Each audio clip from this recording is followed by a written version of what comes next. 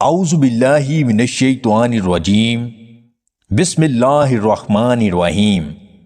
تمام دیکھنے اور سننے والے ناظرین کو میری طرف سے السلام علیکم۔ کچا پیاز کھانے سے بلڈ شوگر کنٹرول میں رہتی ہے اور جسم کو طاقت ملتی ہے۔ روزانہ بکری کا دودھ پینے سے جلد خوبصورت اور نرم و ملائم رہتی ہے۔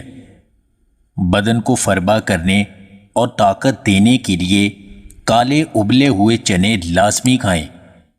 چقندر کھانے سے وزن تیزی سے کم ہوتا ہے اور جوڑوں کے درد میں راحت ملتی ہے۔ اپنے آپ کو ہمیشہ جوان اور تندرست رکھنے کے لیے روزانہ دہی کا استعمال لازمی کیا کریں۔ بھنی ہوئی مونگ پھلی کھانے سے جسم کو انرجی ملتی ہے اور جسم میں گرمی برقرار رہتی ہے۔ سر میں خشکی ہے تو دہی میں سرسوں کا تیل ملا کر بالوں میں لگائیں، خشکی ختم ہو جائے گی۔ جو لوگ روزانہ ایک سیب کھاتے ہیں انہیں پیٹ کی بیماری بہت کم ہوتی ہے۔ بطخ کے انڈے کو ابال کر اس کی زردی پاؤں کی ایڑیوں پر لگانے سے پھٹی ہوئی ایڑیاں نرم و ملائم اور ٹھیک ہو جاتی ہیں۔